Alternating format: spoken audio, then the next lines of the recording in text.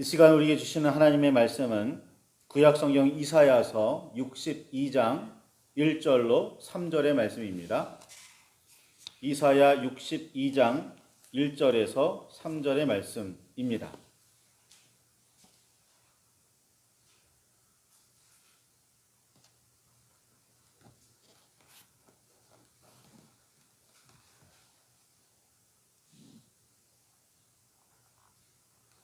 구약성경 1043쪽입니다.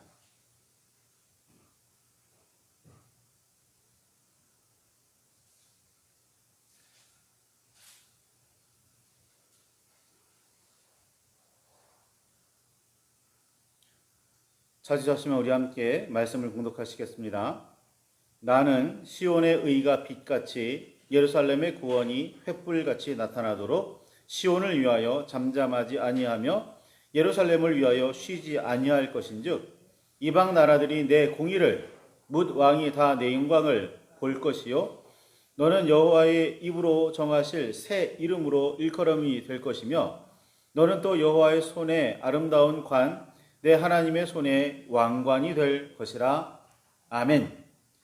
주님 우리의 마음을 여시어 말씀을 깨닫게 하옵소서.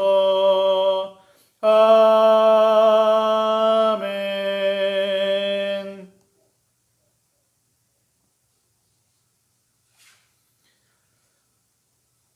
하나님의 은혜와 그 크신 사랑이 저와 여러분 안에 가득하기를 소망합니다. 고린도 교회와 온 아가야에 있는 모든 성도에게 쓴 편지, 고린도 전후서이죠. 그 편지를 보내면서 바울은 누구든지 그리스도 안에 있으면 새로운 피조물이라 이전 것은 지나갔으니 보라 새 것이 되었도다 라고 가르쳤습니다. 그리스도 안에 있는 사람이라면 이전과는 다른 새로운 삶을 살아야 한다라는 뜻입니다. 이전에는 육신을 따랐다면 이제부터는 그렇게 해서는 안 된다는 말입니다. 바울은 로마 교회에 보내는 편지에서 로마서죠. 8장 5절에서 8절에 따르면 육신을 따르는 자는 육신의 일을, 영을 따르는 자는 영의 일을 생각하나니 육신의 생각은 사망이요 영의 생각은 생명과 평안이라. 육신의 생각은 하나님과 원수가 되나니 이는 하나님의 법에 굴복하지 아니할 뿐 아니라 할 수도 없음이라. 육신에 있는 자들은 하나님을 기쁘시게 할 수 없느니라 라고 가르치기도 했습니다. 새로운 피조물이 되어 이전과는 다른 새로운 삶을 살아야 하는데 그 새로운 삶이란 영의 일을 생각하며 하나님을 기쁘시게 하려는 삶입니다. 육신의 일을 생각하며 자신의 몸이나 마음을 위해서가 아니라 어떻게 하면 하나님의 이름을 높이며 영광을 돌릴 수 있을지 생각하고 행하고 살아야 한다는 말씀입니다. 육신의 일이란 정욕을 위하는 일이고 방탕하거나 술 취하며 음란하거나 호색하고 다투거나 시기하는 일입니다. 로마서 13장 13절과 14절에 있는 말씀이지요. 정욕이란 사람의 여러 가지 감정과 본능적인 욕망이란 뜻으로 마음속에서 일어나는 여러 가지 욕구를 통틀어 이야기하는 말입니다. 따라서 우리 사람에게 일어나는 여러 감정과 본능에 따르면 육신의 일이 됩니다. 모든 유전자는 이기적이라고 단정했던 어느 생물학자는 자신의 책을 읽으며 뭔가 도덕적인 가르침을 이끌어내고 싶다면 이기적으로 태어났다는 사실을 하나의 경고로 받아들이고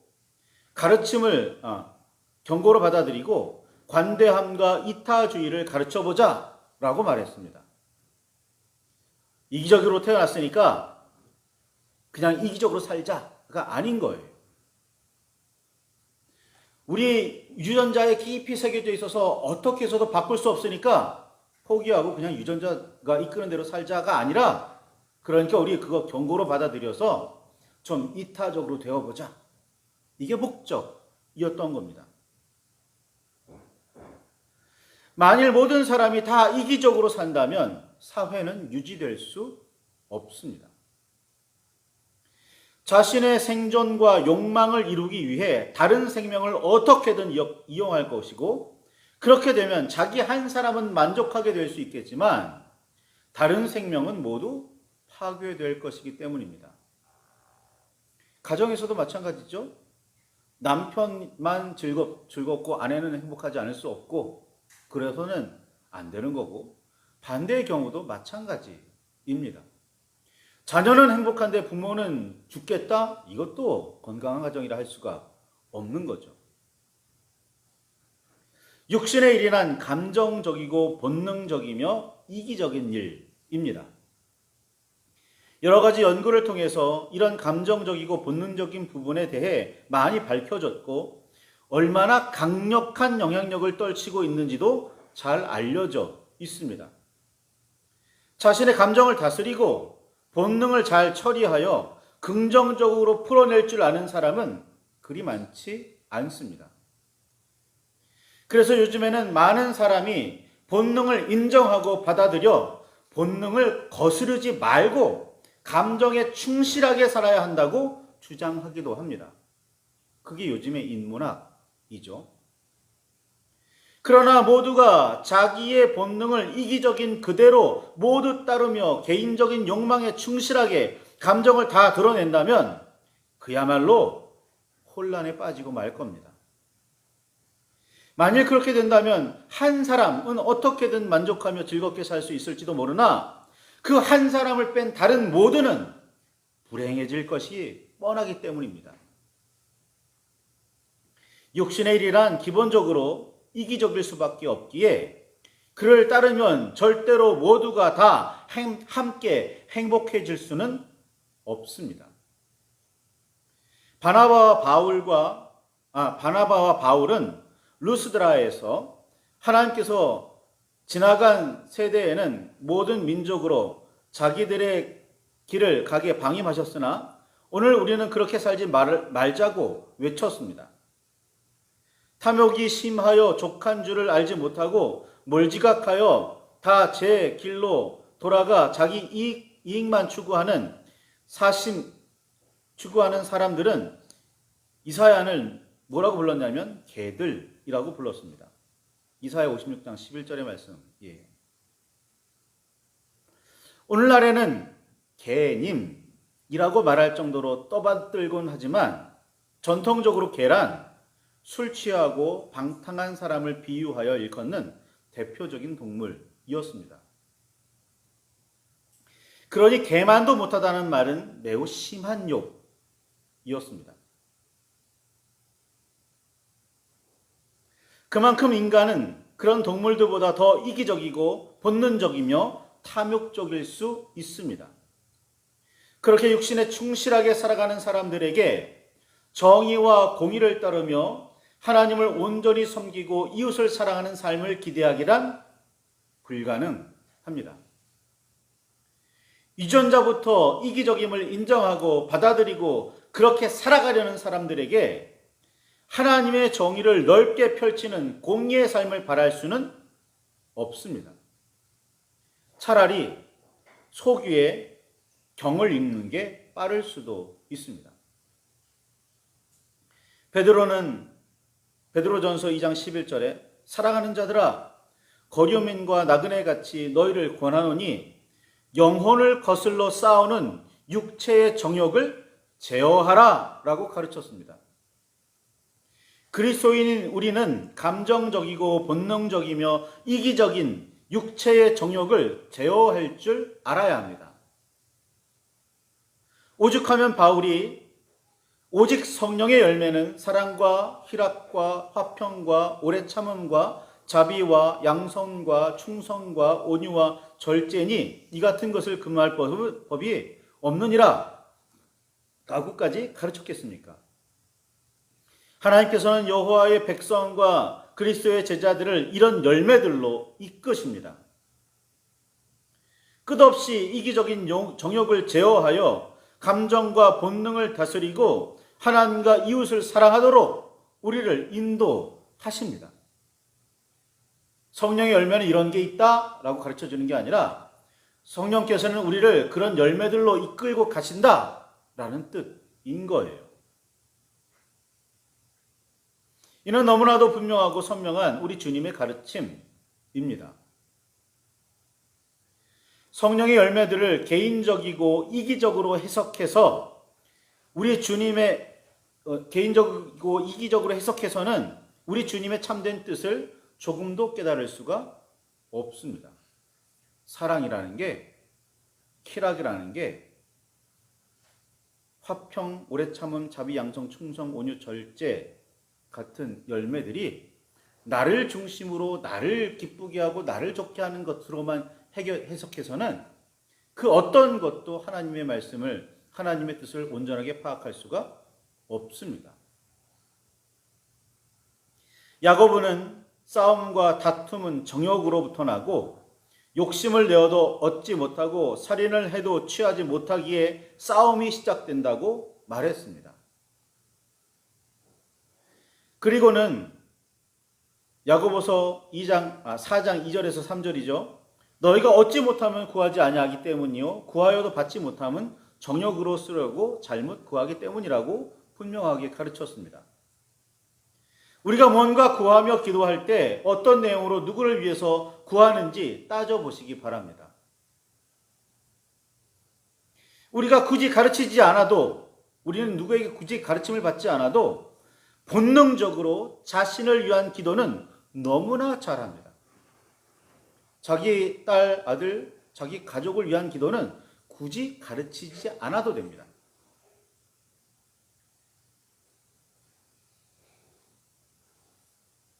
자신의 욕망에 매우 충실합니다.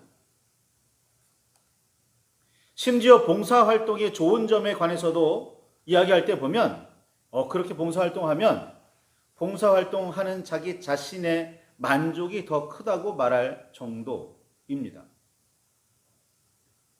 그래서인지 이웃을 위하는 간구는 반드시 가르쳐야 하고 강조하고 또 강조해야 겨우 조금씩 시작하는 정도입니다. 모든 생명은 자기 자신을 위해 살아갑니다. 당연하죠. 그런데 성경은 우리 주님은 여호와를 위해 그리고 이웃을 위해 살라고 가르칩니다. 성경은 감정적이고 본능적이며 이기적인 정욕을 따르라고 가르치지 않았습니다. 하나님의 사람이라고 자부하고 또는 그리스도의 제자라고 주장하면서도 그렇게 이기적이고 감정적이고 본능적으로 살고 있다면 우리는 참 신앙인이 아닙니다. 처음부터 잘못 배웠거나 거짓말쟁이인 동시에 사기꾼일 뿐입니다. 유대인 중에 예수 그리스도를 따르기 시작했던 사람들은 우리가 마음의 뿌림을 받아 악한 양심으로부터 벗어나고 몸은 맑은 물로 씻음을 받았으니 참 마음과 온전한 믿음으로 하나님께 나아가자. 또 약속하신 이는 미쁘시니 우리가 믿는 도리의 소망을 움직이지 말며 굳게 잡고 서로 돌아보아 사랑과 선행을 격려하며 모이기를 패하는 어떤 사람들의 습관과 같이 하지 말고 오직 권하여 그날이 가까움을 볼수록 더욱 그리하자라는 권면을 받았습니다. 예수 그리스도의 십자가를 통해서 그 피를 마음에 뿌림받은 사람들이라면 악한 양심으로부터 벗어나야 합니다. 이 말씀 시브리서 10장 22절에서 25절에 있는 말씀입니다. 예수 그리스도의 십자가를 통해서 그 피를 마음에 뿌림받은 사람들, 그 피를 받아들이고 십자가를 통해서 구원의 길을 걸어갈 수 있다 믿는 사람들, 그들은 우리 같은 성도라면 악한 양심으로부터 벗어나야 합니다. 참 마음과 온전한 믿음으로 하나님께 나아가야 합니다. 여호와께서 말씀하시고 예수 그리스도께서 다시 선포하신 믿음의 도리와 구원의 소망을 움직이지 말고 굳게 잡아야 합니다. 서로 돌보며 사랑과 선행으로 격려해야 합니다.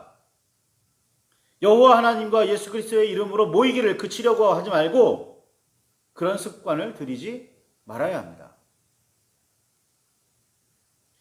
예수님께서는 요한복음 10장 14절과 15절에 나는 선한 목자라 나는 내 양을 알고 양도 나를 아는 것이 아버지께서 나를 아시고 내가 아버지를 아는 것과 같으니 나는 양을 위하여 목숨을 버리노라 라고 말씀하셨습니다. 예수님께서 선한 목자이신 이유는 양을 위하여 목숨을 버리는 분이시기 때문입니다.